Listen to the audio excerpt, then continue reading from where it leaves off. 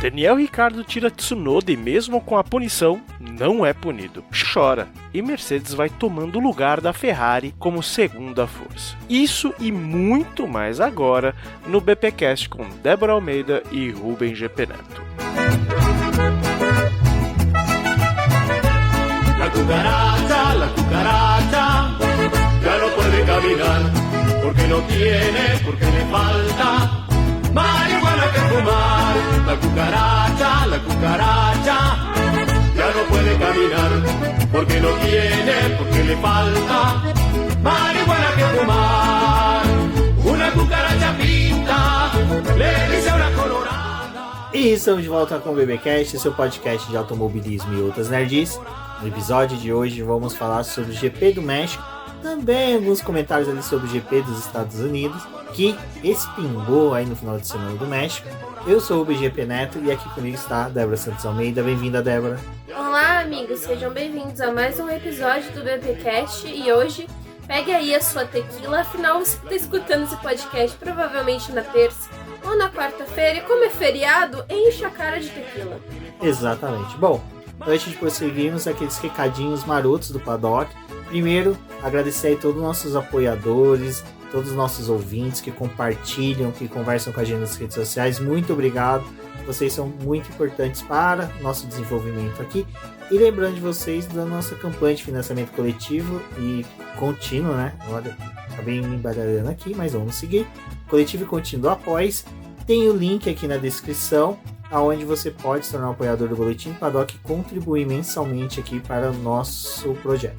Você também pode conferir a nossa lojinha lá no Colab e conhecer os nossos produtos. Também é uma forma de apoiar o nosso trabalho ou também, né, ser membro lá do canal do YouTube, porque também é uma forma de apoio. Então tem vários jeitos aí de você contribuir com o nosso projeto para a gente consiga fazer as nossas publicações, podcast e também as lives e vídeos lá no canal.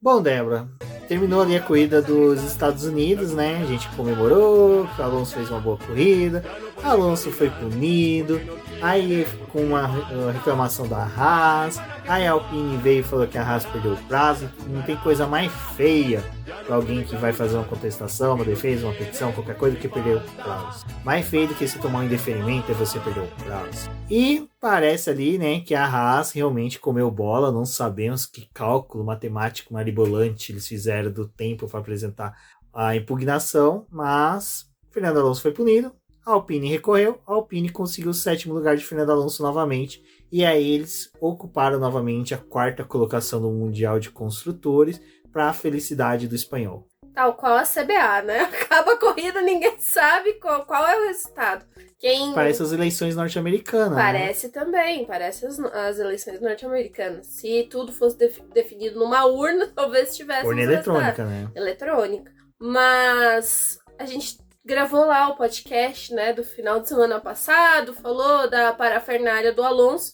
E, assim, a gente sabe, na verdade, o que aconteceu, porque teve uma boa colocação aí, né? A Alpine não podia recorrer da decisão, porque a decisão ali de punição, ela não tinha como você apresentar um recursozinho ali e falar: e aí, galera, vocês erraram aqui. O que eles fizeram foi contestar a entrada do pedido da Haas, né, que foi o que o Rubens falou, como eles apresentaram pós-prazo. E assim, a coisa tá tão bagunçada dentro da F1, né, ali dos comissários, da bancada que deveria saber das coisas e não tá sabendo. Enfim, o diretor de prova, né, a Haas, ela perguntou: eu posso entrar aí com um recurso, galera?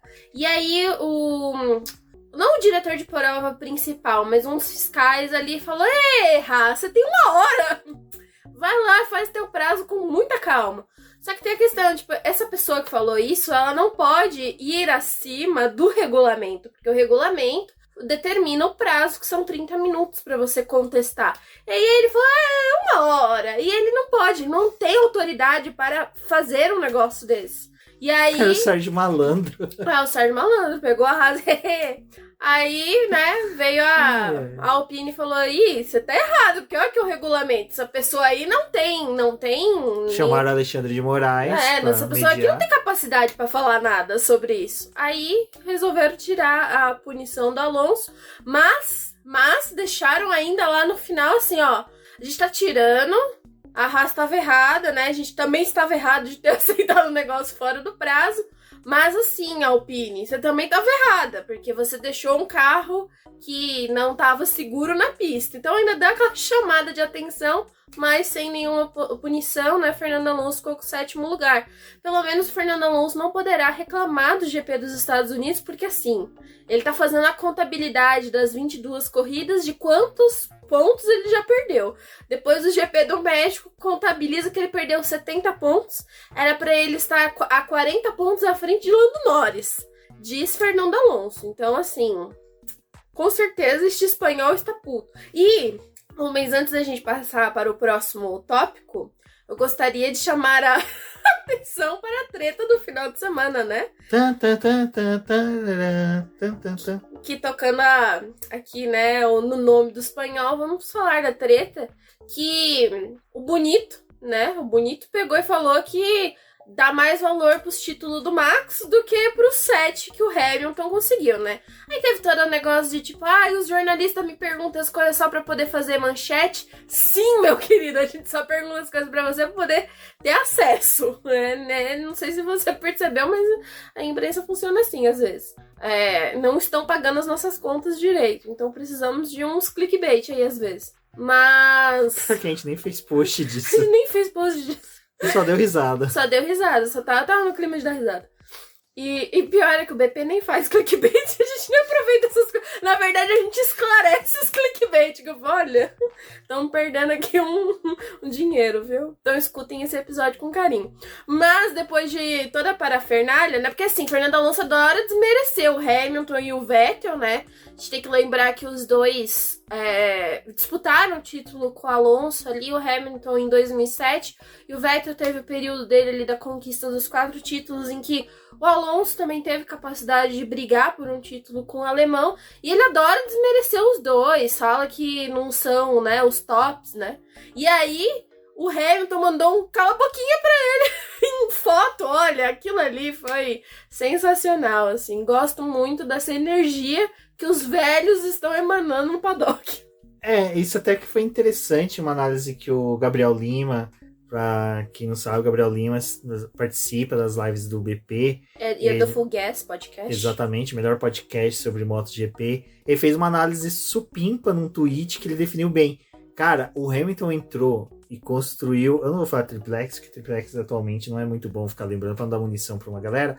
Mas, cara, ele construiu um quartel-general na cabeça do Alonso na temporada de 2007 da Fórmula 1, porque aquela foto é do GP da Inglaterra de 2007 em que o Hamilton venceu sobre o Fernando Alonso e o Fernando Alonso berrando que queria que fosse invertesse a posição, né? Então, assim, cara, é uma vitória icônica do Hamilton sobre o Fernando Alonso, bicampeão, os dois com o mesmo carro, né? E então, assim, cara, eu vi até o pessoal que é fã do Hamilton lembrando que ele voltou ao Hamilton de 2018. E aí, na hora que a gente for conversar da corrida, eu vou relembrar que Hamilton voltando a 2018, mais ou menos aquele ritmo, aquela tranquilidade de guiada e com o W3 aparentando ali, entregando um pouco mais de velocidade, pode gerar um entretenimento aí pra gente para as 2 últimas corridas e até o início da próxima temporada. Então o legal dessa fofoca toda aí do Alonso foi ter gerado todo esse entretenimento e essas análises aí que vai valer pra sempre. Aquela coisa, né? Independente do que o Alonso falar, sempre vai repercutir de alguma forma, né? Ainda mais quando tá vinculado à imagem do Hamilton, porque a gente sabe das alfinetadas que ele dava no Hamilton, dos problemas dos dois ali. Então, aqueles caras que a gente gosta de ver muito na pista, né?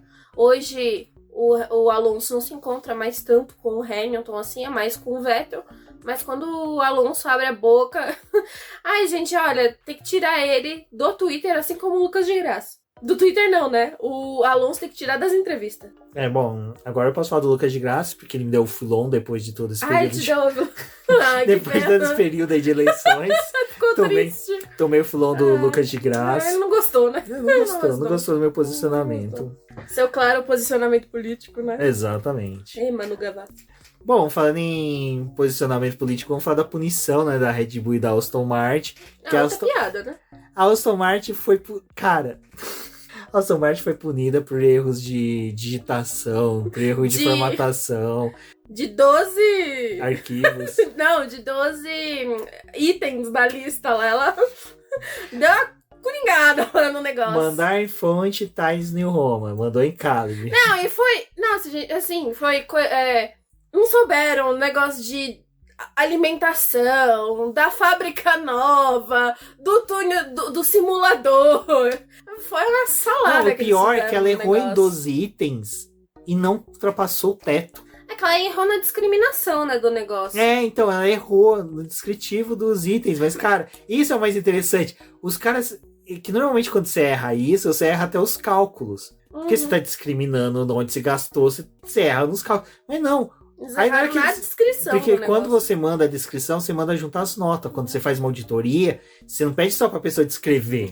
Escreve aí. Descreve aí, fica à vontade. Não, você Tava manda... um dia azul e deu 12 mil. Você manda as notas e como a maioria dessas empresas, elas têm que publicar o ganho delas em meios de comunicação, pelo menos no Brasil é assim, não sei se lá fora lá assim. fora também Em jornais, editais, essas coisas. Um edital. Então, você vai fazer um bate, né? Um cara crachá.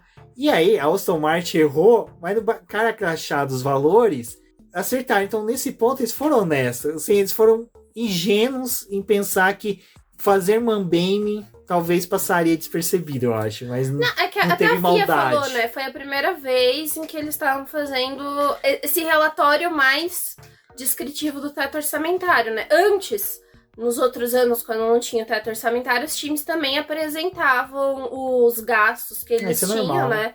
Porque, tipo, pra FIA ter uma ideia, mas eram gastos, assim, tipo, muito mais exorbitantes do que são hoje. E eles fizeram esses erros aí e vão ter que pagar uma multa, né, pra FIA. Então, dentro de 30 dias, eles têm que pagar a multa. Mas o erro deles foi só foi o descritivo ali. Foi a apresentação do relatório que eles não fizeram direito. É menos prejudicial, mas a multa deles foi muito maior do que a Williams teve por entregar o relatório fora do prazo. E a Aston Martin foi a única que não seguiu, assim, o relatório da forma como deveria ser feito, mas a FIA falou assim, foi o que o mencionou, né? Eles não apresentaram nenhuma resistência de fazer a descrição correta, apresentaram os valores da forma correta, então não teve uma ação de má fé. Mas é que a gente entende que, tipo, como é um relatório muito extenso e era a primeira vez que eles estavam fazendo, eles não tinham ideia dos moldes que isso deveria ser feito. Eu vou até explicar por que eles punem. Se algum advogado que trabalha com SA, com multinacionais, pode até me corrigir se eu estiver errado, mas o CAD, que é o órgão que analisa essas questões de SA, de concorrência no Brasil, eles pedem todo ano para as empresas que têm ações abertas, SAs em si, sociedade anônima, apresente relatórios. E realmente existe todo um checklist, né, um descritivo que você tem que seguir. E se você não segue, realmente, você sofre punições. E aí o pessoal, mas é só pela formatação, é só pela forma que você tem que apresentar, o tipo de arquivo e tal. Mas o quanto que isso atrapalha na hora de conferir, Exato, né? O problema é isso, porque eles querem ter agilidade. E vamos supor, quando você manda planilhas, por exemplo, por Excel, eles mandam até a fonte que você tem que usar, o tamanho das colunas, larguras, de células, tudo. Porque eles pegam aquilo ali e jogam no software. Que o software faz toda a leitura e é tipo assim, uma coisa que ficaria uma semana para um estagiário trabalhar, o software faz em 10 minutos. Então tem todo esse esquema. É legal que assim tenha ocorrido isso com a Aston Martin, é interessante acontecer isso, porque as outras equipes vão começar a entender a importância que tem de prestar bem, apresentar bem esclarecida essa documentação e esse descritivo de despesas, para que no futuro se torne até mais rápido, para a gente não acontecer que nem aconteceu agora.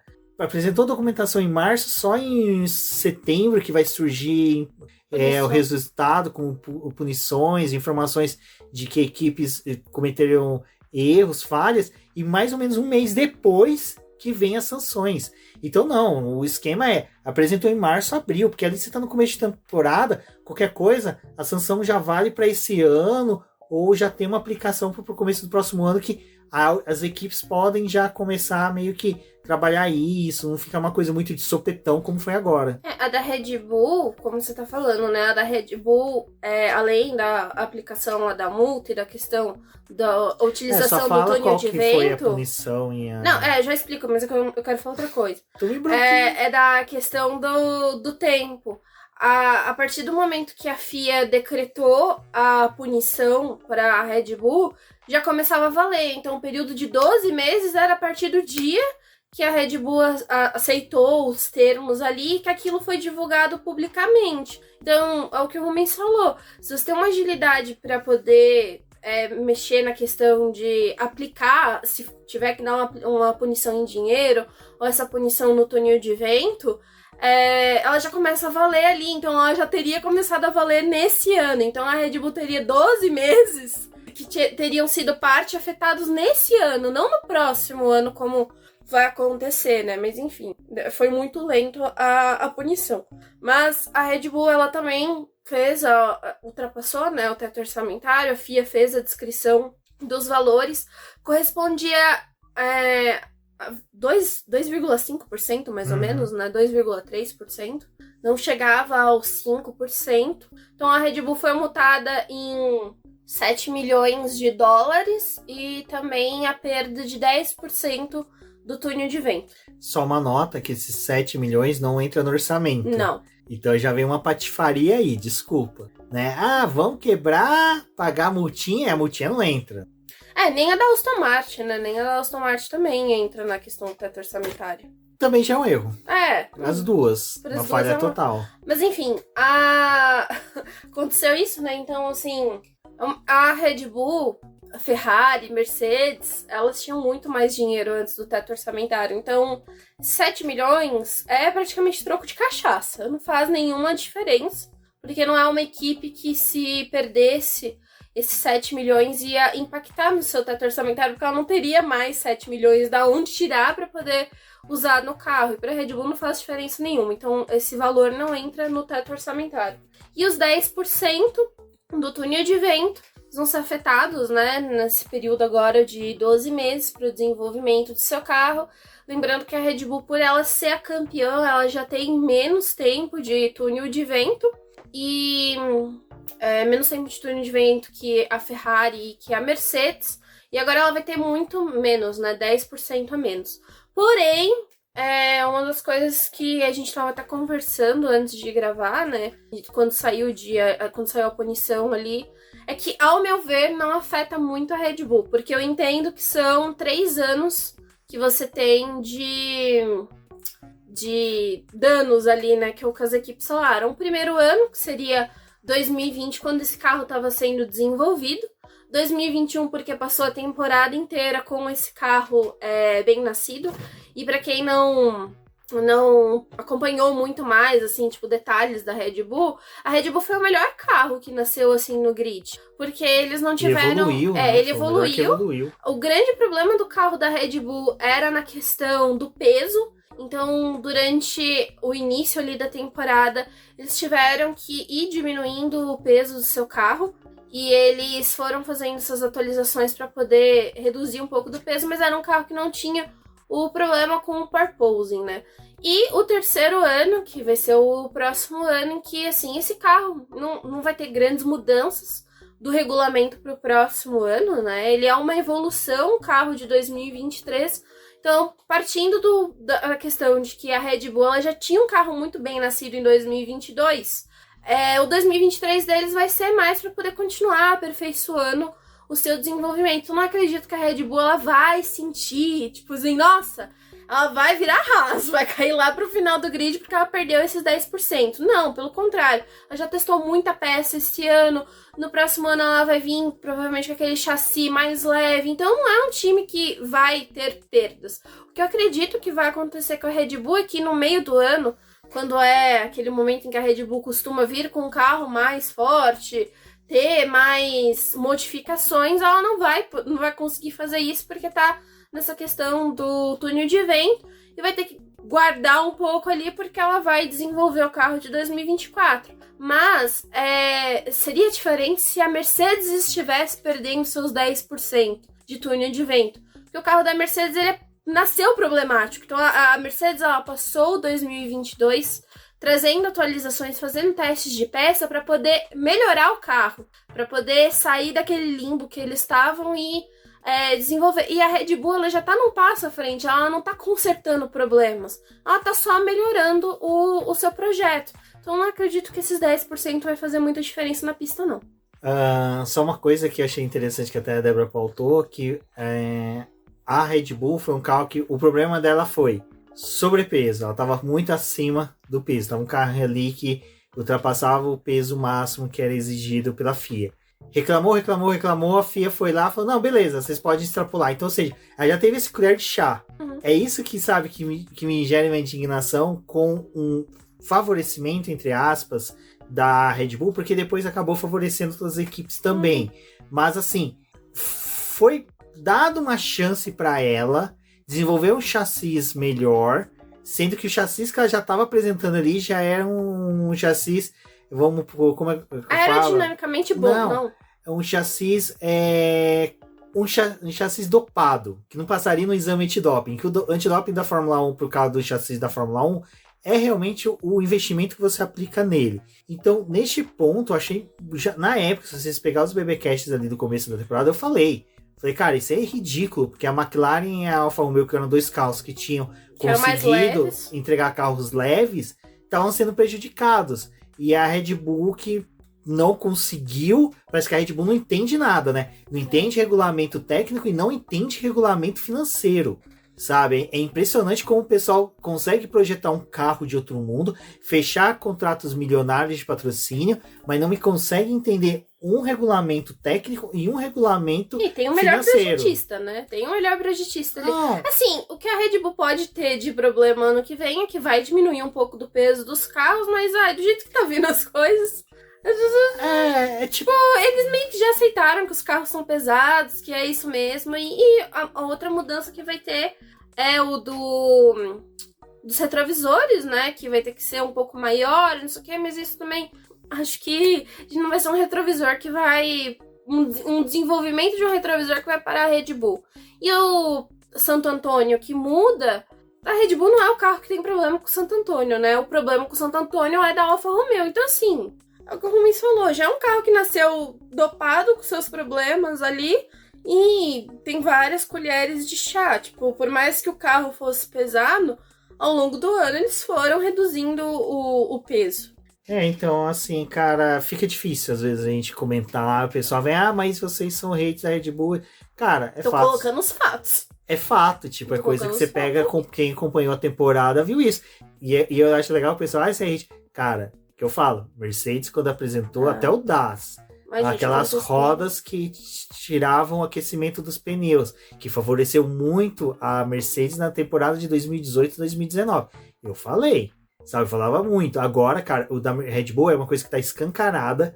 Já tá todo mundo realmente e o da Ferrari, comentando. O motor, né? Também a gente comentou bastante. É que o da Ferrari do motor. É que o do motor, eles foram muito bonitos. Não, né? é que. Eles se lascaram. Assim, a gente Sabe aquela coisa que o Azaghal. Mas... Peraí, sabe aquele negócio que o Azaghal fala no Nerdcast que feio não é roubar? Feio é não saber carregar?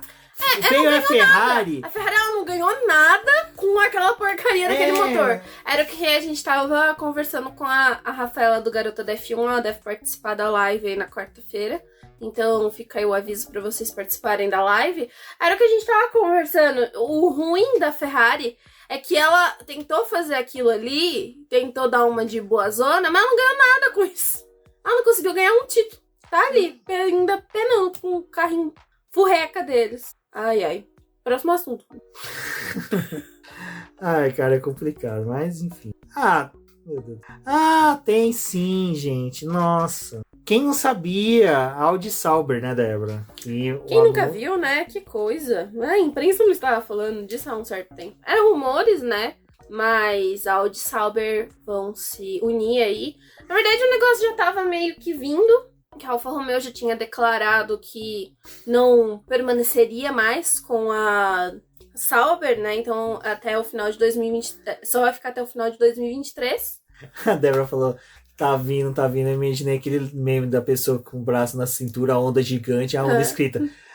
Audi, a pessoa com Sauber, a doida não tá me vendo. Doida não tá me vendo aqui, né?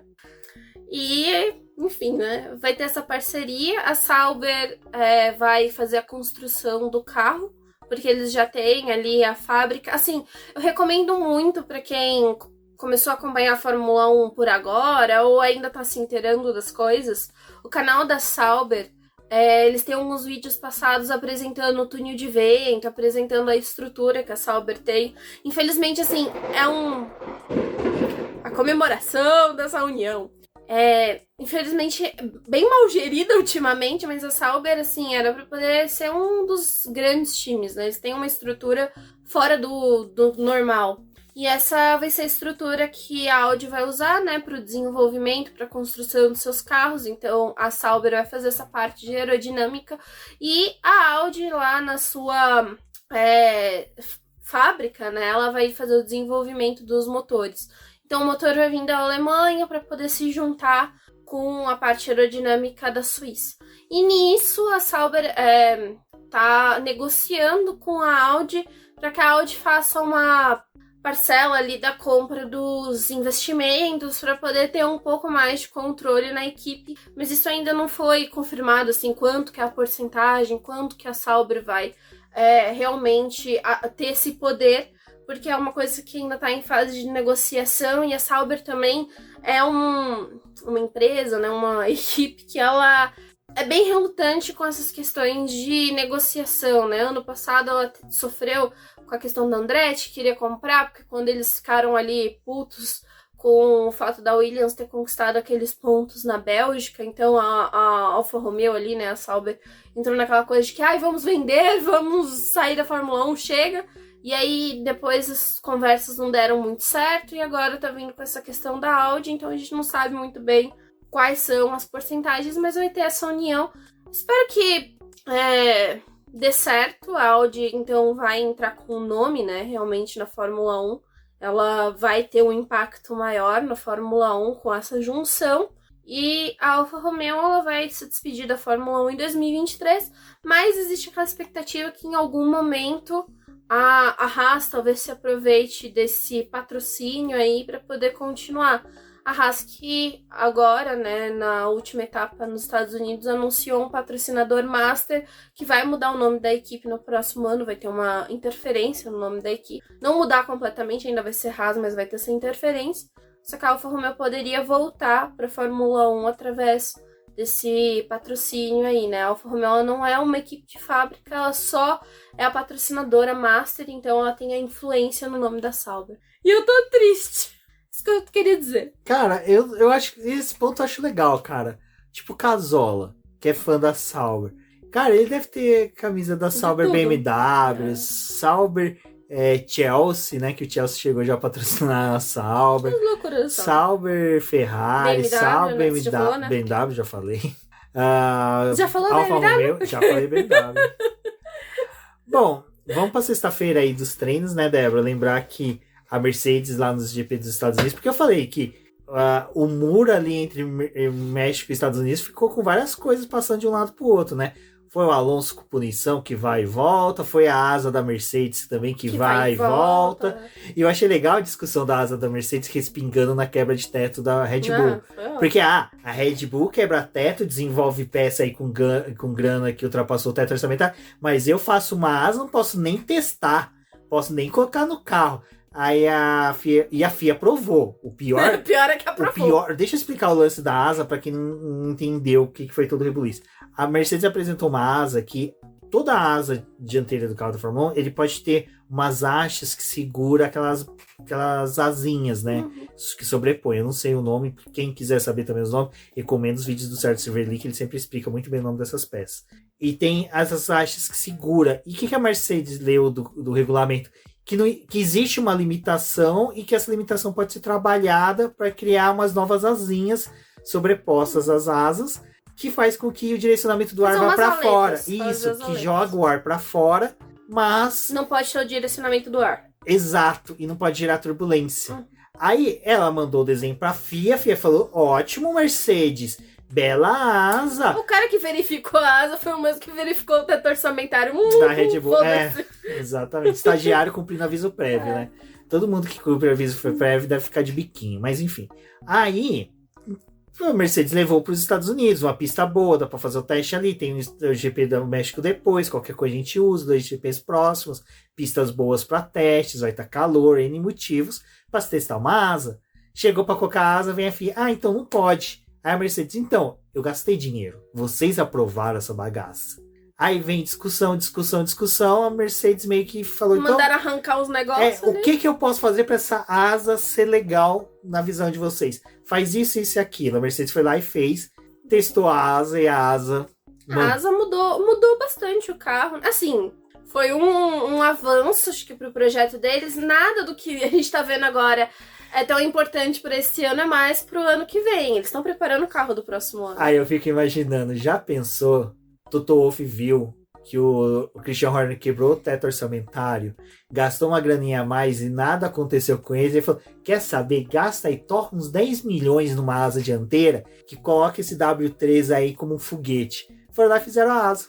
Assim, o negócio da Red Bull... Né? Só voltando no negócio da Red Bull. Não, é que muita coisa vai refletir. Reflete. O que o pessoal não entende é isso. Os times grandes falaram, a punição é essa? 7 milhões e 10% no túnel de evento. Pra fazer um carro que ganha temporada, pra ter 14 vitórias 7 milhões não vai interferir no meu teto orçamentário, porque eu não vou ter perda no teto orçamentário. Eu vou gastar mesmo. É isso que vai acontecer. Só a McLaren que não, porque times... pagou a rescisão do Ricciardo. Mas ela ganhou um dinheiro com o Andor. É mesmo, só no lugar de Andor. 5 segundos ali deve ter sido 7 milhões. Enfim, é isso que tá acontecendo, né? E agora é o jogo político, né? Os últimos testes de peças, já valendo muito pro carro do próximo ano, do quanto que vai ter essa influência. Mas o fato é que a Mercedes veio com essa asa. A pista do México casou, porque a gente tem que lembrar que o carro da Mercedes também não é um carro que... o downforce é muito bom. E em pistas assim que não tem downforce, né, pro carro da Mercedes é bom, funciona com eles. Os outros carros que precisam mais de downforce não funcionam tão bem. Porque o carro da Ferrari, por exemplo, ele é um carro que ele é aerodinamicamente muito trabalhado. E ele acaba perdendo ali, ele acaba sofrendo muito mais do que a Mercedes, né? Então essa asa funcionou aí, deu um bom trabalho, deu um buzz pra eles, assim. Apesar da liderança do George Russell no segundo treino livre não ser palpável, porque tem o fator de estar realizando os testes ali da Pirelli e ele ter feito a volta com os pneus de 2022, o terceiro treino livre foi muito mais palpável. Eles estavam competitivos, a velocidade que a Mercedes atingiu na pista era superior à dos outros times, então deu aquela coisa ali para eles serem um pouco melhores no México. Provavelmente deve ter um desempenho bom no Brasil, porque também é uma pista onde a altitude, né, importa muito, porque a gente tá a 800 metros acima do nível do mar, é menos do que o México, mas ainda assim é o suficiente para poder afetar a aerodinâmica do carro e também todos aqueles problemas. Fora que a gente tem a questão de que a Ferrari, ela é um carro que ela sofre mais com a questão do turbo, com o ar rarefeito, e a Mercedes não, o motor da Mercedes está muito bom. Então, enquanto a Mercedes perdia muito nos outros anos, quando chegava no México, né, tinha um pouco de dificuldade também no Brasil, de certa forma, agora o jogo vira, né, a Mercedes pode ter teve um carro muito bom no México e pode voltar a ter isso no Brasil. Que vai ser legal, né? Acho que é legal. Mostra também uma leitura fora da caixinha, né? E eles não se respeitaram o regulamento. Isso que é engraçado, né? Eles foram no limite, aí a FIA bloqueou. Aí tá bom, FIA, o que você quer? Tipo, aquela coisa, sabe, você tá de saco cheio. Mas o que você quer? Ah, quer que corte isso daqui? Foi lá no alicate, cortou, resolveu. Sabe? Então, assim, hoje a asa é legal, ninguém pode contestar e não teve quebra de teto orçamentário. Bom, falando nisso ainda sexta-feira, né, Débora? A gente teve os testes da Pirelli. Foi teste da Pirelli ali com aqueles pneus para 2023. É uma goma próxima, né? Isso que eu queria perguntar, porque eu não consegui acompanhar os testes, porque testes na parte da tarde, na sexta-feira, para mim é sempre corrido em decorrência de fechamento de pauta. Então, os pneus, eles não eram identificados, né? Era tipo... Não, eles são os macios de 2023, os pneus mais macios de 2023, mas eles não são identificados na pista porque eles não têm cor. Eles são pretos, né? Eles têm o Tzinho lá, eles não têm uma cor que nem os outros que são apresentados entre branco, amarelo e vermelho. Isso é interessante. Nesse ponto eu acho legal quando tem esses testes. Vou por pré-temporada, porque aqui as equipes já têm dados que vai ser utilizados para o carro do ano que vem. Então eles já sabendo como é o comportamento desses pneus, eles já começam a ter uma dinâmica para o próximo ano. Então os carros legal, de né? Fórmula 1 eles são construídos baseados nos pneus. Então por isso que a gente teve uma divergência, assim, aquela briga da Aston Martin, da Mercedes em 2021, quando teve a troca dos pneus e a Pirelli não tinha comunicado direito a troca, reforçou os pneus e ainda pediu a diferença nos carros. Então, aquilo deu todo um bafafá, porque os carros, né, eles são construídos baseados muito no pneu, na eficiência deles, na forma como eles se comportam nos carros. Então os times tentam fazer essa construção. É importante para eles conhecerem o pneu mais duro e o pneu mais macio, para poder ter uma ideia do funcionamento e da operação dos carros. O pneu macio, pelo que a gente viu, assim, é que é muito complicado esses testes. Geralmente os times não dão tudo de si, não mostram tudo. O que a Pirelli faz, ela apresenta um cronograma para os times na quinta-feira do que eles têm que fazer. Então, X tempo na pista, vocês vão vão fazer stints de volta de classificação, de volta de simulação de corrida, né? É controlado o ajuste dos carros, então os times também não podem fazer testes aerodinâmicos nesses carros, eles têm que ir numa configuração praticamente neutra. E é tudo assim, batido pela Pirelli para ela poder ter uma linearidade de dados, porque ela vai ter a diferença dos carros, mas ela tem um comparativo melhor, porque a gente sabe que os carros já são diferentes, então tem essa questão da configuração. E a gente viu durante o segundo treino livre, por exemplo, o Fernando Alonso, como não tinha possibilidade de ficar mexendo no carro, o carro dele estava deslizando bastante, né? Tava perdendo bastante a traseira. Mas o que eles estão tentando corrigir é o problema da saída diferente, que os pilotos estavam reclamando dos pneus desse ano, mas é bem interessante esses testes. E o pneu macio também, foi legal ter feito o teste dele no México, porque no México eles usam a gama intermediária de pneus. Em 2018, eles tentaram usar a gama mais macia e não funcionou, porque estava degradando muito o pneu macio, eles não quiseram usar esse pneu durante a corrida, e aí a Pirelli regrediu, né, na estratégia, e a partir de 2019 começou a usar a gama intermediária. Então também é legal para a Pirelli testar os pneus macios no México, para já entender se eles estão tendo um bom rendimento com esses pneus, se o comportamento do carro é interessante ali com eles, para que no próximo ano, qualquer coisa, até dar um passo, tipo, de novo e voltar para a gama mais macia, e mesmo que tenha um pouquinho mais de gasto, talvez dá a possibilidade de fazer 2 paradas na corrida. E eu falo demais, se deixar eu falo do pneu o dia inteiro. De boa, porque agora, assim, porque, eu vou ser sincero, GP foi realmente... Foi bem...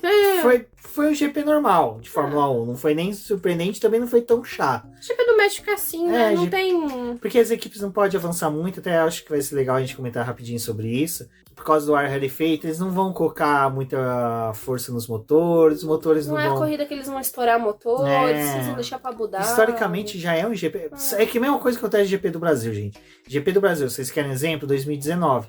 Só foi legal porque... Ali chegou pro final, Vettel e Leclerc bateram, o Bottas quebrou, o Hamilton e o Albon se tocaram. Não, foi da hora pra caralho, velho. As duas da Alfa Romeo no top 10, esquece. assim, eu gritando, foi foi péssimo. Eu tava chorando pelo Antônio e pelo Kimi. Saudades. Até hoje eu sinto sabor daquele TK na boca, de tristeza, de saber que o Carlos Sainz foi pódio e eu lá na fila esperando. Nossa, aquela notícia foi triste. A notícia mais triste que eu recebi dentro do McDonald's. Bom, cara, aí de sábado, gente, TL3 foi tranquilo, não teve muitas coisas. Foi movimentado porque tiveram que dividir entre os simulação de corrida e a classificação, porque perderam o segundo treino livre sem usar os pneus de 2022, né? Então tinham que preparar o carro mesmo para a corrida. Eu só vou me corrigir. Teve um ponto que foi positivo e eu vi o pessoal na transmissão reclamando e eu discordo deles. Falando que fica ruim porque você faz teste de pneus durante um GP, come um treino livre, depois no outro treino livre fica todo mundo desesperado querendo pegar dados. Por que não faz um treino apartado, né? Tipo, fecham lá Barcelona, Paul Ricard para testar pneus. Porque vocês batem palma com um calendário de 24 corridas, 6 sprints. A Pirelli tava chorando. Não tem final de semana livre. Porque é muito legal. Eu adoro esse conceito do pessoal batendo assim, não. É bom que tem muitos GPs, porque a gente tem transmissão, porque a gente tem produção de conteúdo. Cara, a gente tá falando, olhando nosso umbigo. E é uma coisa que a gente sempre falou aqui, até comentou no podcast sobre o calendário. E os mecânicos. E os pilotos também, que tem uma sobrecarga sobre eles. E todo mundo que tá na fábrica, até os funcionários da Pirelli. Então, cara, eu acho que é muito soberba de uma pessoa afirmar que tem que ter testes fora da temporada habitual, sendo que, cara, o próprio teste de pré-temporada foi reduzido e colocado junto do Bahrein quase no mesmo mês. Mesma semana, é na mesma semana. No GP é ridículo esse teste pré-temporada, mas assim, eu concordo que a gente precisava ter mais testes. E a Pirelli, ano que vem, ela vai se lascar. Porque a gente viu a solicitação da FIA de um estudo para poder melhorar os pneus de chuva. Eles vão botar que carro para poder testar pneu de chuva e quando? Porque tem 24 corridas ano que vem. Sim. Vai botar... Não tem mais Paul Ricard que você poderia, tipo, fazer uma sessão, segundo treino livre que nem aconteceu agora, e botar os carros. Tipo, você vai testar pneu de chuva com a temporada andando. Não tem cabimento. Não, e outra coisa que eu acho legal de você colocar um teste no final de semana, se reduzir um treino livre. Você coloca algo diferente, algo que não é habitual para aquelas equipes, para desenvolver o carro pro final de semana. É legal, cara. Você coloca... Treino livre não é pra fã. Não é pra fã. Não é pra fã mesmo, cara. É pras equipes. A gente assiste, porque a gente é doido, varido. E porque a gente quer atualizar, mas esses testes não são pra gente. Tipo assim, não é pra... O teste que o fã mais gosta é o do primeiro GP do ano, porque é a primeira vez que você tá vendo os carros na sua essência ali, né? Tipo, depois dos testes de pré-temporada, as modificações. Esse ano a gente nem dá pra sonhar, nossa, porque é mesmo, né? graça. Uma coisa que a gente tinha antigamente tinha os testes em Barcelona, quando ia pra Austrália, o carro já era totalmente diferente. Né? Agora não, é o mesmo, não tem graça. Não, era o mesmo, era outro carro, né? E assim, já tinham mudado várias peças, aí tinha as análises comparativas dos carros, a real surpresa de colocar o carro na pista, e assim, a sexta-feira também, né, do primeiro GP do ano, nunca ninguém quer entregar nada, tá todo mundo andando de ré, né? E aí, só no sábado, no terceiro treino livre, quando começam a fazer a simulação de classificação, tem essas mudanças. Mas assim, o pessoal não gosta muito de ficar vendo aquelas grades que ficam nos carros para poder fazer os testes. O Flow-Vis, quando ele é utilizado para poder fazer teste aerodinâmico, não é o que o pessoal quer. E aí, eu acho ótimo, porque o pessoal, esse final de semana, ficou... mas um treino de 1h30 e ninguém faz nada. Ninguém Tipo, gente, não é uma corrida. O treino livre não é uma corrida. É análise. O que eles fazem? Eles dão algumas voltas. O carro, ele tem um computador, né? Ele tem uma central ali que ela armazena dados. Eles voltam para os boxes. Aqueles dados do carro são descarregados num computador que vai fazer a análise e a combinação dos dois pilotos que estão na pista para eles prepararem o carro pro final de semana. Não tem competição. Você vai comparar dados. Então...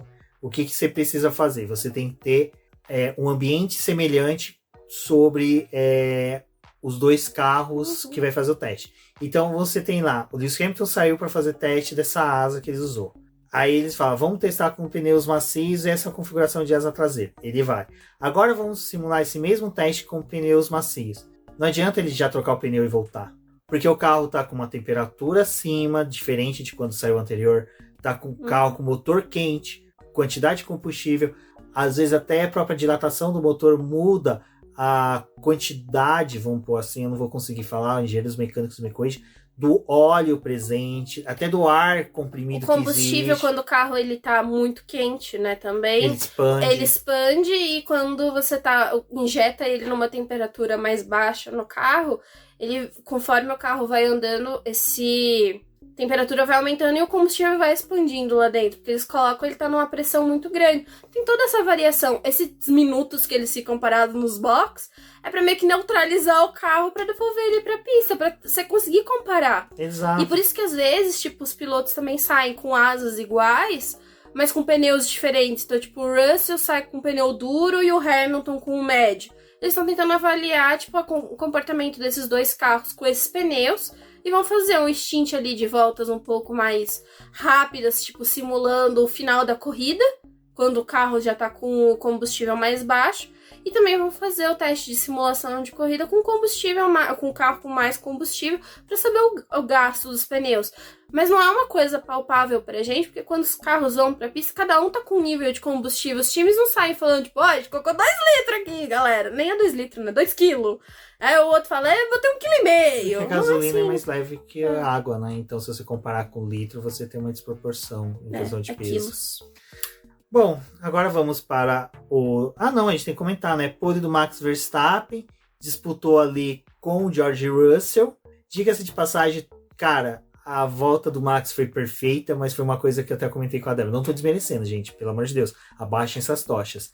Ele fez uma volta perfeita porque, assim, tava sendo difícil alguém tirar uma volta perfeita. Todos, sem exceção, até o próprio Max tava errando, porque a pista do México não é uma pista difícil, ela não é tão fácil. Ela é aquela pista que você acerta num setor e erra no outro. Nossa, ela é muito difícil. Ela é muito difícil. Aquele ponto em que o Gasly e o Vettel disputaram posição, aquela curva, quem puder assistir uma câmera on-board, ou aquela câmera que fica de frente pra curva, pro S certinho, você vai ver que o piloto, ele entra, ele só ajeita o carro e já faz a curva de novo. Então, só desse ajeitar e voltar, você pode ganhar ou perder milésimos. E então, eles têm a memória do carro dos outros anos, Exato. né? Que era um carro completamente diferente. Esse é uma mecânica que eles têm uma certa dificuldade, que o carro escorrega. Vários pilotos estavam com o carro escorregando traseira, né? E isso dá um mérito tremendo para a pole do Max, que o Max conseguiu fazer uma volta. Achou a volta perfeita. Achou a volta perfeita. Aquele que o Ken Miles falava lá no Ford vs Ferrari. Você achar a volta perfeita, quando você acha ela, ninguém consegue tirar. E o Russell fez um bom trabalho com a Mercedes, o Hamilton também. Ferrari apagadíssima. Ferrari foi, a Ferrari, eu acho que ela tava em Imola pro lançamento do carro da WEC, né? Diga-se de passagem. Eles erraram ali. A única alegria foi ver aquele carro da WEC esse final de semana. Mas a Ferrari, ela correu, né? Ela viu ali que tava dando uns chabu nos carros dos outros, da Alfa Romeo, da Haas. Ela falou, sinto um cheiro de que vai dar ruim pro nosso lado. E aí, já prevendo o medo, sentindo o cheiro de incompetência, pegaram e reduziram a potência do motor, até pra Charlin poder terminar a 100ª corrida dele, né? Reduziram o carro de motor 1 para motor 147, E não botaram a escada. Não botaram a escada no carro, entendeu? Tava ruim. Cara, a Ferrari nem foi pra luta. É engraçado que o motor tava tão ruim que o Bottas se classificou apareceu, bem. Não, cara, o Bottas, o Felipe Meira não ouve a gente, tristeza eterna. Mas se ele estiver ouvindo, cara, nessas horas eu gosto do Bottas. Quando ele aparece. Quando ele aparece, cara, ele é o Gilles Villeneuve da geração atual. Torço pra que não tenha o mesmo destino. Mas assim, é o Gilles Villeneuve, que era o cara que ganhava corrida, era brilhante, mas só fazia brilhos a cada, 10 corridas. sabe? Não é o cara que nem é um Russell, um Hamilton, um Verstappen. E o Bottas tá penando, né, nessa temporada. E ele tá dedicado. Isso que dá dó dele.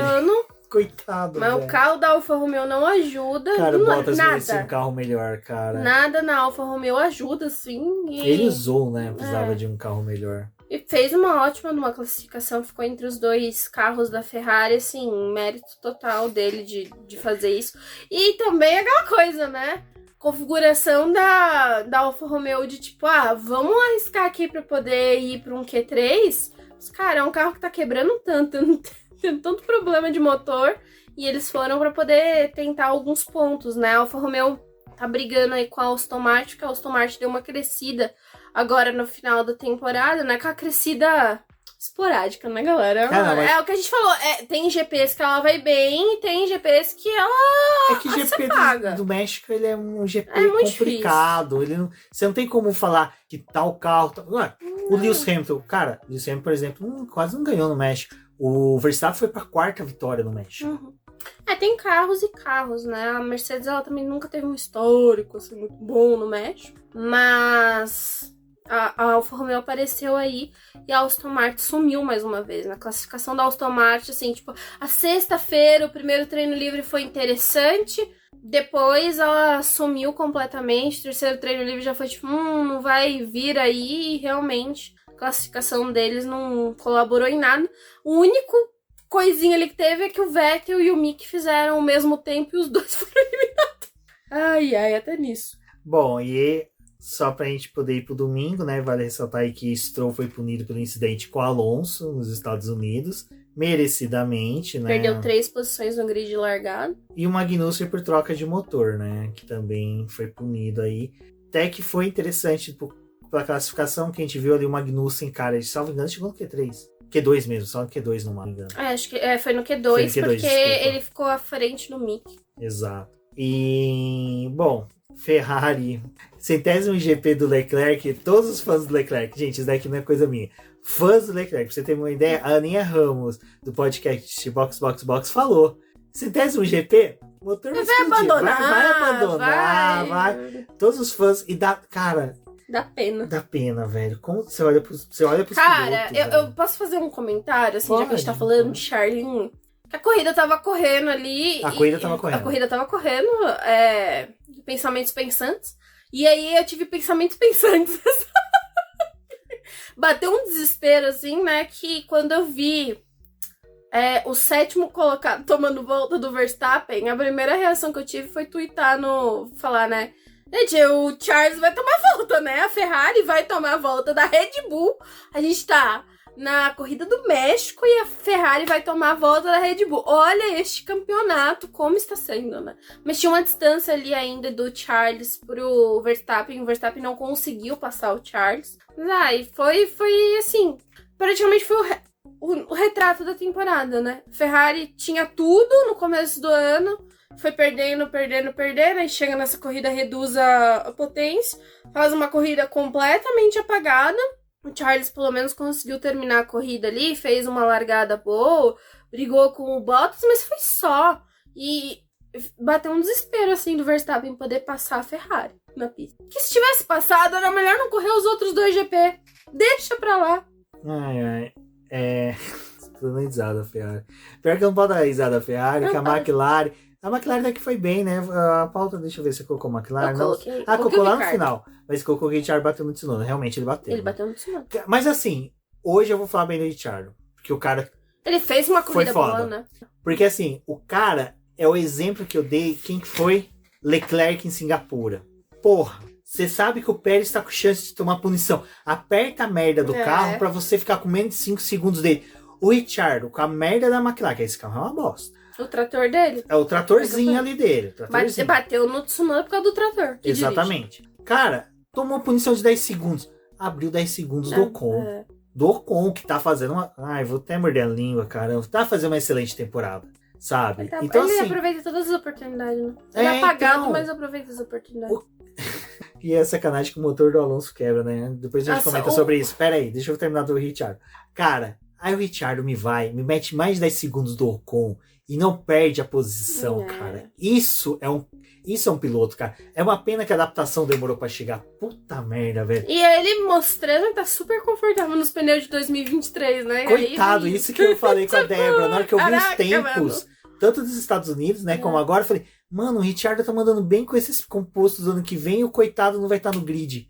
E assim, eu falei, porra, velho, até agora eu tô sentindo que critiquei. Né, que critiquei ele. Coitado. Tu foi responsável pela demissão. Não foi porque eu não conheço o Zac Brown, né? Só a Denise. Só a Denise. Não culpem a Denise, que a Denise teria apoiado. Mas eu fiquei com um pouco de raiva ali da afobação dele pra cima do Tsunoda, mas ele tava tentando, mas é justificável. né? É uma pista que... E a punição também foi justificável. É porque ele, além de bater, ele tirou o piloto pra forever, né, da corrida. Então, aí você tem a cagada da FIA. Aplicar imediatamente a punição. Não é isso. Tá correto aplicar imediatamente, porque quando você faz um acréscimo de tempo, é o que eu sempre falei. Quando você faz acréscimo de tempo, tem que ser na pista pro piloto poder resolver. Ou eu vou pros boxes, faço um pit stop, coloco um composto mais macio e volto bliteirando todo mundo pra poder ganhar posição.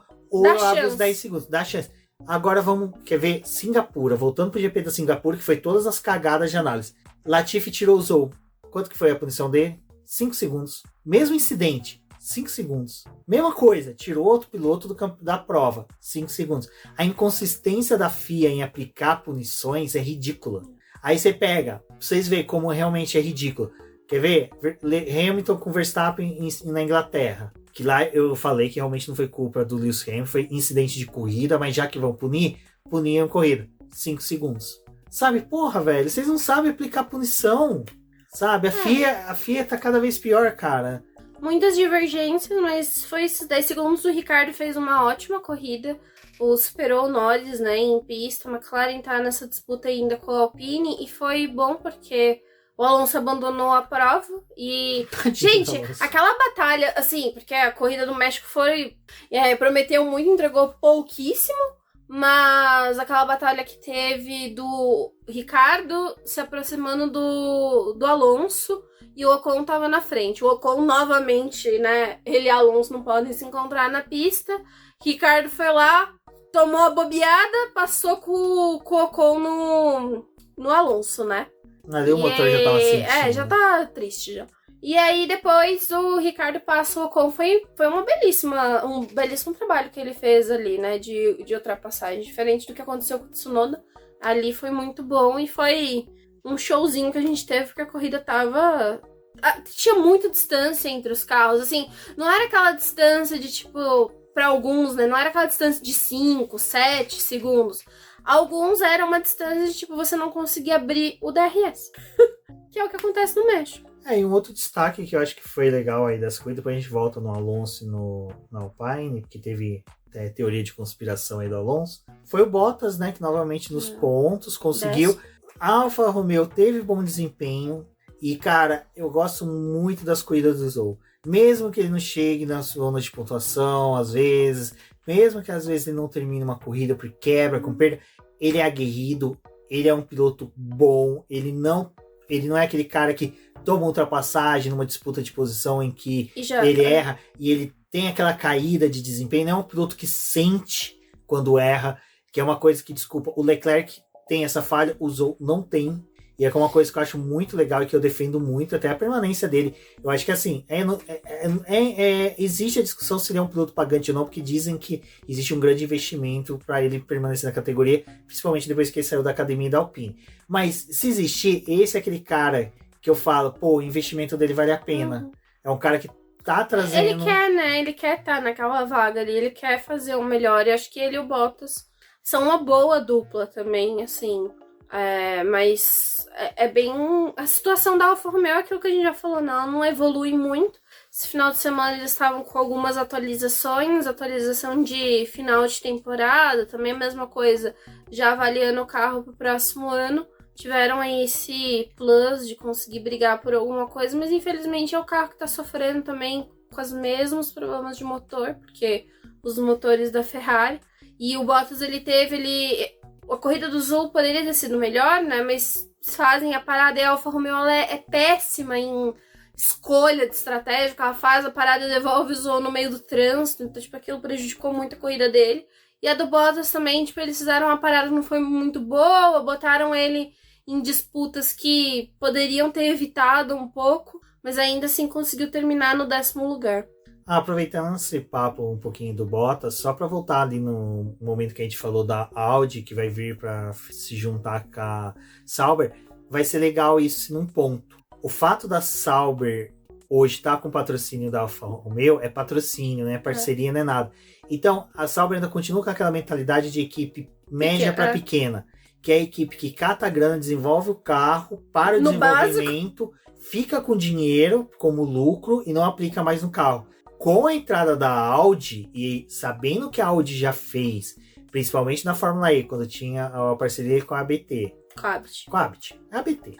Né? Realmente, eu falei errado. A ABT. E que ela fez na WEC, em que ela investe, cobra e aplica, sabe, é incisiva, quer resultado, a Audi vem para ser como o pessoal até...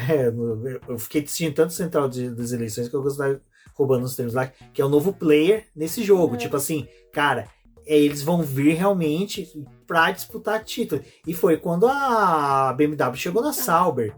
Cara, disputou título 2007, 2008 ali. A BMW ela tinha uma forte influência na Sauber, né? Antes, isso aconteceu e depois o Peter Sauber voltou a ter a compra e a participação da equipe. É que o Peter Sauber, eu tinha uma sensação dele ser muito... é minha empresa, tenho medo dela fechar, então eu vou tentar fazer o máximo dela se perpetuar no tempo. Ele não tinha coragem de ousar com medo da equipe fechar. Aí depois veio a Municha, que realmente quase fechou a equipe. E depois o pessoal que veio depois viu que aquele formato, opa, dá certo. Temos patrocínio, temos dinheiros, aplicamos até um determinado momento. Dali pra frente. O Ericsson, né? Foi aquele período que o Ericsson foi muito importante. O Ericsson era o cara que eu acho que cobrava desenvolvimento, porque a gente via crescimento às vezes na equipe. Não tava tão... Esse ano eles começaram bem, né? E novamente tá nessa situação aí, mas espero que as coisas melhorem, assim. É inadmissível a forma como tá sendo conduzido e... Talvez, né? Talvez aí a gente tenha que ter uma troca de chefe de equipe, mas deixei aí jogar no ar. Até porque Frederic Visser tá fazendo umas piadas de tiozão. O Frederic Visser, pra mim, já era um cara que tinha que ser aposentado. Desculpa. Bom, acho que a gente já tá arrumando pro final, né? Alonso. Fernando Alonso. O final do Fernando Alonso na corrida que quebrou, coitado. E também, olha, vou dizer aqui, público do México, se estiverem assistindo o Fernando Alonso, já contratem para uma novela mexicana, porque saiu do carro atuando. Triste. Posso falar? Puto. Eu acho que tem pilotos e pilotos. De milhões ali, de milhões. O Alonso é o cara que fica puto, porque não é só que ele abandonou mais uma corrida. Ele é o cara que gosta de correr tanto que ele sente que perdi uma oportunidade de terminar um GP do México. Era uma corrida que eu poderia... Sabe, na cabeça dele era a corrida que ia cair um meteoro de novo no México para extinção em massa da vida que domina aqui, que seria dos gatos. Desculpa, Salem. Mas na cabeça dele era uma corrida que ele ia terminar no pódio. Então, assim, para ele... realmente é o fim do mundo. Eu compreendo. O Alonso... Cara, mas também esse ano tá difícil pra ele, né? Porque você ele tá tomando um pau do companheiro de equipe dele, mas assim, na questão de que quantos pontos aumentou naquele cálculo maluco que ele faz? Agora são 70. Agora são 70 agora pontos. São 70 que é pontos. E aí que ele falou, né? Engraçado, né? Só meu carro que quebra. Só meu. Jogou, né? Jogou no ar. Jogou no ar. Jogou pro Gasly. Ó, Gasly. Ó, Gasly, teu carro vai quebrar aí misteriosamente. Se quiser umas dicas, eu te ajudo depois. Olha, o Alonso, coitado, tá só... Não, e falou que estaria a 40 pontos à frente de Lando Norris. Meteu essa. Não duvido. A McLaren, não duvido.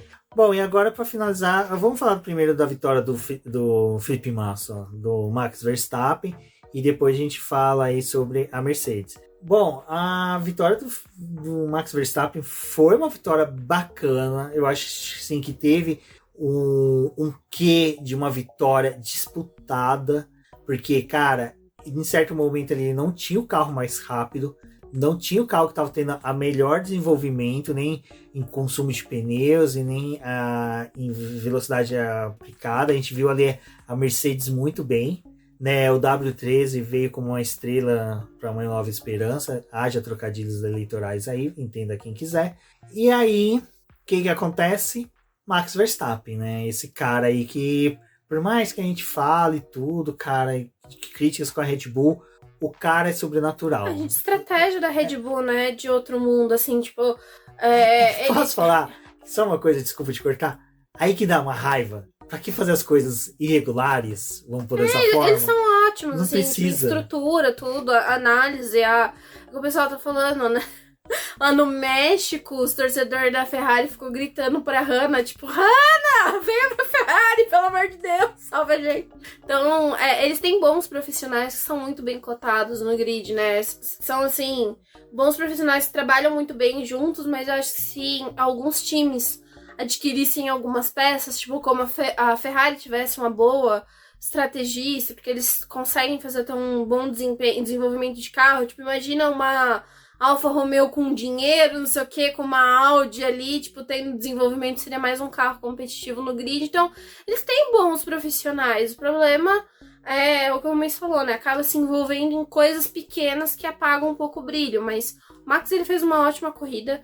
A Red Bull fez a escolha de largar com os pneus macios, o que num primeiro momento ficou assim naquela dúvida, mas pelo que aconteceu nos treinos livres, os pneus macios estavam funcionando muito bem, então já era uma ideia da Pirelli que eles iam ser usados na corrida e de fato foram. A Red Bull fez o primeiro stint de pneu macio, colocaram os médios e ficou aquele suspense assim de a gente vai fazer uma segunda parada ou não. A Mercedes comeu bola ali de imaginar que a Red Bull ia ter a queda do pneu, né? Que ela ia... conforme a corrida fosse se aproximando do final, o Verstappen teria que dar uma freada por causa dos pneus, e não, ele conseguiu manter o ritmo dele até o final, foi até ampliando a diferença para o Hamilton, a diferença dos pneus ali também foi interessante. Eu acho que para todo mundo assim que acompanha o GP do México, a gente tem que ter em mente que essa corrida ela é uma corrida estratégica, ela não é uma corrida de disputa realmente na pista, não é uma briga nos boxes, da escolha do momento que você vai fazer as paradas e principalmente dos pneus quando a gente tem os 3 compostos sendo usados na corrida, né? O pneu macio não foi usado só para uma volta rápida no final, ele foi incluído na estratégia para alguns pilotos no começo da corrida e para outros no final da corrida. O Vettel deu assim, não deu um show de desempenho porque se não foi o final de semana da Aston Martin, mas ele conseguiu fazer se eu não me engano, 34 voltas com o pneu macio, então foi volta pra caramba ali. Teve essa diferença. O Verstappen fez uma ótima corrida, terminou muito à frente do Hamilton, e a Mercedes comeu bola de novo na estratégia, assim. Ia ser difícil de ganhar essa corrida? Ia, porque você também tava contando com talvez um possível abandono da Red Bull para poder conseguir uma vitória. Mas, novamente, trabalharam muito bem com os pneus, e a Red Bull ela tem aquele time, né, de tipo, no momento que eles vão colocar o pneu para poder definir o início da corrida, às vezes eles tomam decisão no momento que o carro, tipo assim, tá os mecânicos, qual pneu a gente coloca? Eles tomam a decisão ali e funciona. Então é uma equipe que tem uma sincronia muito boa, né? Só uma coisa sobre a Red Bull que é muito importante a gente falar, que a corrida foi no México. Quem mais teve tempo de tela na televisão foi o pai do Checo Pérez, né? Do Sérgio Pérez, do que o próprio Sérgio Pérez, né? O Pérez? Pérez, eu até brinquei no Twitter, gostei que o pessoal deu aval pra minha brincadeira, que num circuito ou num país que ele não pode trair a esposa, ele não corre bem, não busca vitória, porque, cara, o que aconteceu? Cadê o Sérgio Pérez? Sabe aquela coisa do Hamilton e correndo na Inglaterra tem aquela motivação? Até o Leclerc, coitado, que sabe que vai fracassar em Mônaco, o cara vai lá, faz pole, faz o diabo a 4, fica nervoso com a Ferrari, coisa que é rara de acontecer no rádio. O Alonso e o Sainz na Espanha, né? Então o Tsunoda no Japão. Agora, o Pérez... O Sainz, ele tava se achando mexicano, né? Então... O Sainz tava se achando mexicano. O Sainz colocou tempo no Leclerc. Colocou tempo no Leclerc. Cara, o Sainz... Que tá difícil. Sainz, e diga de passagem, o carro da WEC em homenagem ao Sainz, né? Que a bandeirinha da Espanha tá ali. Mensagem subliminar de contrato de eterno com o Sainz. Mas Pérez... O México sumiu. Na verdade, foi o mexicano mesmo. O Pérez não teve aquele final de semana que o pessoal esperava. Ainda teve uma divergência ali na classificação, né? Da escolha da asa, porque eles iam botar uma asa que a Red Bull só tinha uma pro carro do Pérez. E aí, no último minuto, eles falaram, não, vamos com a casa normal aqui, que se ele bater, a gente tem mais uma pra poder trocar e não vai ser punido. Tentaram ajudar ele ali, mas o Pérez não fez o papel dele, que era tentar, pelo menos, superar a Mercedes, né? Largou atrás, a disputa que ele teve ali foi com o Russell na largada pra ficar com o terceiro lugar. Foi só, desapareceu também, ficou ali no terceiro lugar sem interferir em mais nada, né? Não... Chegou no Hamilton para fazer a ultrapassagem, manteve o terceiro lugar, então mais um pódio pro Pérez nessa corrida, mas não fez nada demais. Assim. Bom, e aquela coisa, né? A estrela brilhou novamente, o W13 comandou muito bem no final de semana. A gente viu o Toto Wolff já falando em vitória, Lewis Hamilton sorrindo, George Russell piadista. Cara, a Mercedes, assim, É o que eu falei no final do ano passado. Não deixem o Lewis Hamilton entrar no jogo. Não deixa ele sonhar. Não deixa o cara sonhar. Não à toa, o cara é foda. Não, e o Hamilton já tá se comportando de novo como se estivesse disputando o título, né? Porque Exato. Falou a Mercedes, vocês erraram a estratégia. Já foi, tá cantando Foi o que eu LOL, falei hein? o ano passado, após a vitória dele no Brasil. Em que ele mudou o jogo, em que ele colocou o Max tendo que correr atrás do título e ele só administrar.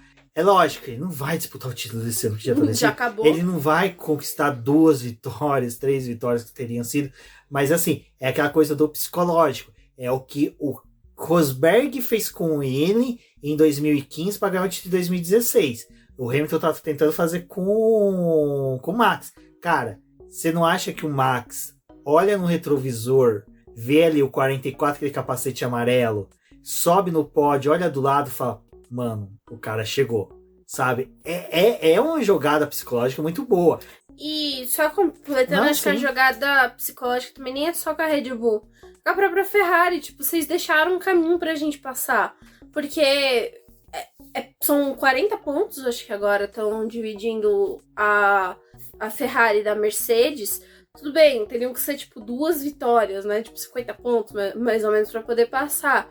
O trabalho que a Mercedes está fazendo com o apagão que a Ferrari teve no México, provavelmente assim, projetando pelas mesmas circunstâncias de ser um circuito que também está acima do nível do mar, que provavelmente eles vão tentar poupar o motor agora para poder usar em Abu Dhabi, né, para a Ferrari talvez tipo, terminar ali, que Abu Dhabi também é uma casa da Ferrari, né, de certa forma. Então... Estão guardando uma coisa para Abu Dhabi, mas e a Mercedes? Tipo, a Mercedes ela ganhou aqui ano passado, num circuito que o Hamilton fez diversas ultrapassagens. O Hamilton ele vai chegar pro Brasil muito mais confiante pro GP do Brasil do que qualquer outro. Então, a Ferrari, ela tá cavando a própria cova dela para poder perder o terceiro lugar, para perder o segundo lugar. E você vê que a mentalidade da Mercedes já tá nesse rumo. Quando o Russell vai atrás do ponto da volta mais rápida. Eles estão já nesse trabalho, né? Já tá. E, cara, é uma mudança total. Que se você pega assim, o primeiro parte da temporada, Ferrari. Primeiro desafio, quando a Mercedes teve o choque do carro. Que o carro ruim. Aí, de repente, você tem a Ferrari abrindo 87 pontos do Max. Você fala, cara, fudeu. Ferrari vai comer todo mundo com farofa, com macarronada. Terminar a temporada com mais de 700 pontos à frente. Aí de repente muda Max Verstappen. E agora vem Lewis Hamilton e companhia. Eu falo Lewis Hamilton porque o cara é o que comanda a equipe. Vai. Toto Wolff e companhia. E tá colocando ali o W13 pra brilhar, sabe? Então assim, cara... E o Hamilton, ele foi muito pra cima da questão do desenvolvimento desse carro, né? Ele cobrou muito de algum posicionamento da Mercedes. Então, tipo assim, também tinha aquela parte de que tinha corrida que ele, cara, vamos guardar esse carro, não vou ficar na pista pra quê? E aí tinha aquela parte da equipe, tipo, não, você vai ficar na pista, a gente tem como melhorar o teu desempenho. E agora com corridas no final da temporada em que deu pra sonhar com a vitória, né? Porque a gente teve o GP dos Estados Unidos que ele flertou com a vitória. Teve agora o GP do México que, de novo, flertou com uma possibilidade de brigar com uma pole e com uma vitória. Tá vindo pro Brasil, que é uma pista que ele se dá muito bem. em características novamente, tipo, se é ruim pra Ferrari pela questão da altitude, é bom pra Mercedes pela configuração do carro. Tem essas coisas que pode favorecer e eles estão já na mentalidade do próximo ano. A Mercedes, ela foi, acho que o time mais claro que, tipo, estamos pro próximo ano. Só para um ponto de análise, são 40 pontos de diferença, mas o Hamilton e o Russell fizeram 31 pontos nessa corrida e o Sainz e o Leclerc fizeram apenas 18, ou seja, só o Hamilton anulou os pontos da Ferrari, o que o Russell ganhou foi de bônus, 13 pontos.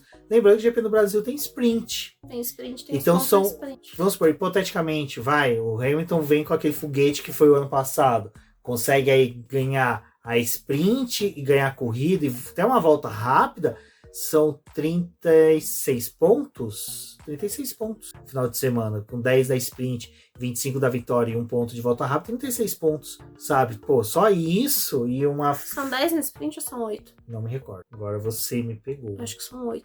Pra quem vence, acho que são 8. São 8, né? São 8 porque vai mais... São só 8 pilotos que ganham pontos. Desculpa, gente, falha minha. É que não tem tanta sprint assim, né? Também nem queria que tivesse, só que ele tivesse no Brasil, que é um lugar que dá certo essa bagaça.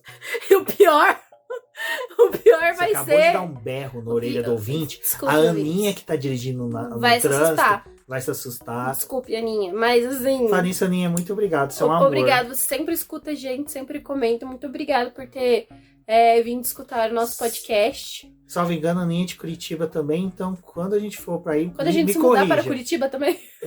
A gente se encontra. Agora me fugiu gravar.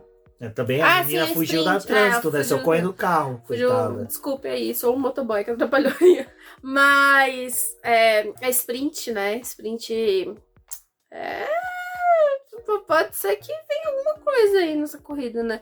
Mas ia ser um plot twist que eles ficam vendendo a sprint do Brasil, a sprint desse ano ser ruim. Imagina. Agora, não, vamos falar de coisa Imagina ruim. se for ruim. Olha só, que coisa, diga-se de passagem, era melhor assistir o filme do Pelé do que assistir esse GP, né? Qual?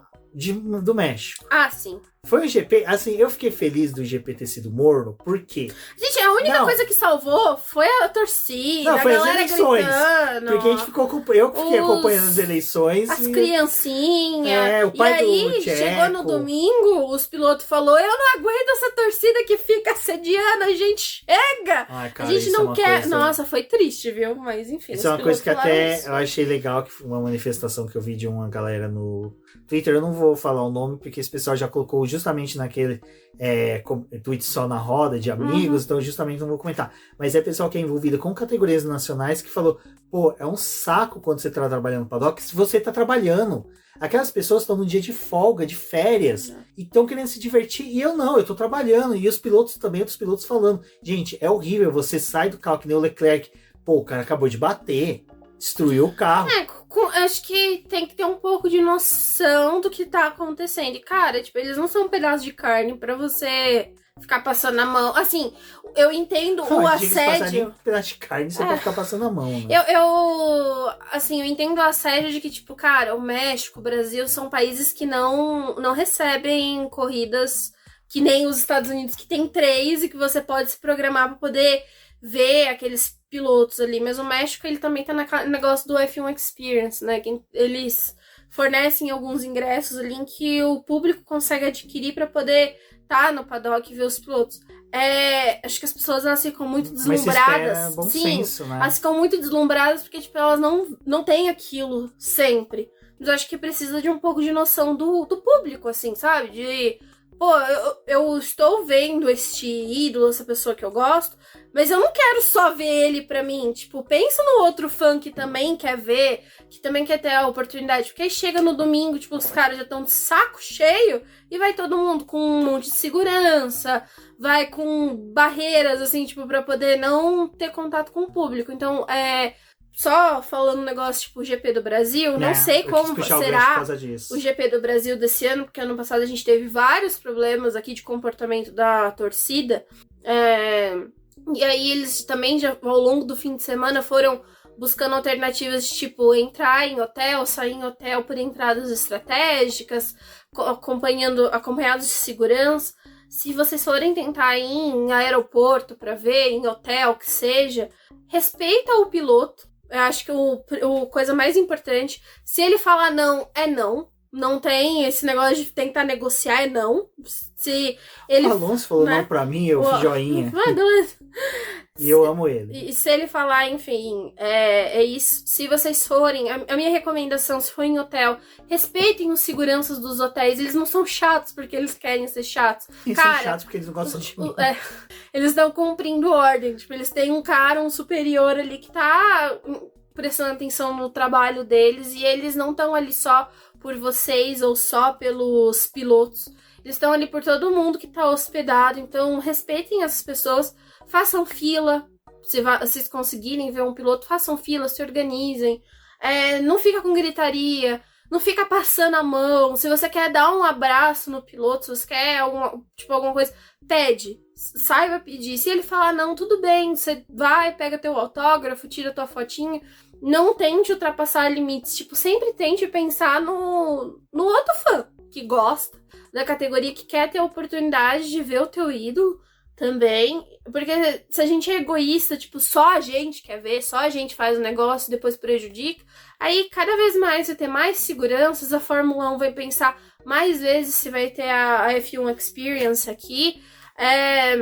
O prefeito da cidade de São Paulo atual, né, o Ricardo, até falou que eles estão fazendo um trabalho, né, com Interlagos para que futuramente eles possam trazer esses eventos de contato dos pilotos com o público, porque eles sabem que é um público muito grande que gosta da Fórmula 1, mas a gente também tem que mostrar que temos a capacidade de receber esse tipo de evento, porque não adianta nada eles fecharem um negócio desse para São Paulo e acontecer como aconteceu no México, que tá no domingo os pilotos xingando o público e se sentindo super mal, porque eles gostariam sim de interagir com a galera, mas da forma como tava tendo a interação eles não gostaram.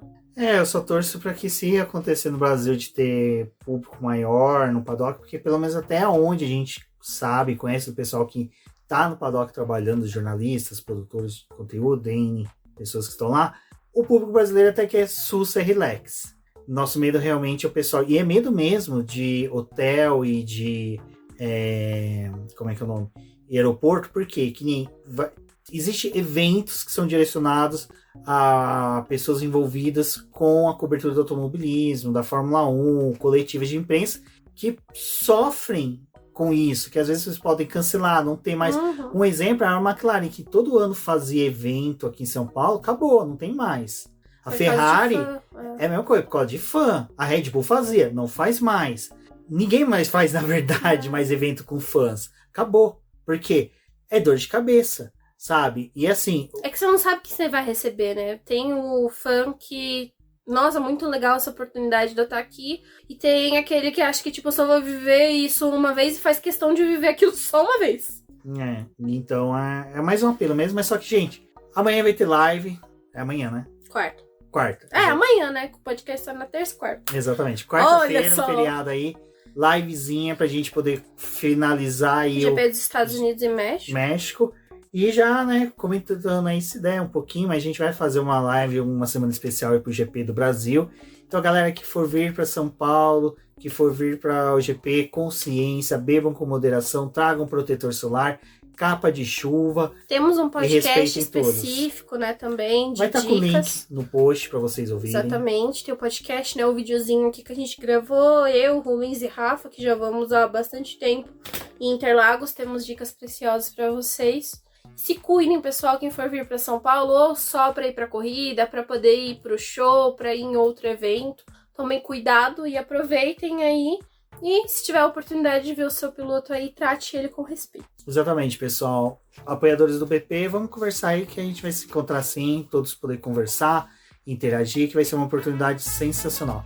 Bom, eu agradeço a todos, um forte abraço e até a próxima. Até a próxima.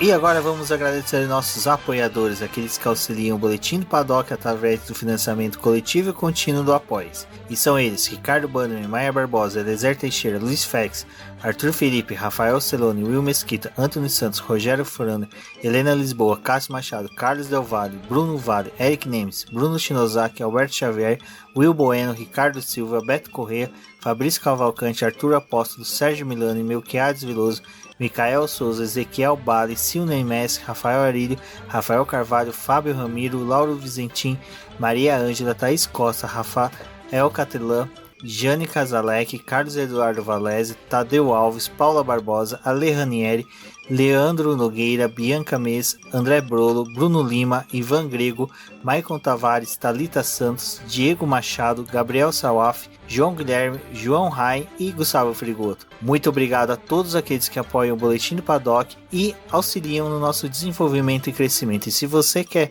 apoiar também o Boletim do Paddock, entre em contato com a gente através dos nossos perfis oficiais ou acesse o link apoia-se.com/Boletim do Paddock e lá você terá as opções de apoio ao Boletim do Paddock. Um forte abraço e obrigado. Isso é tudo, pessoal.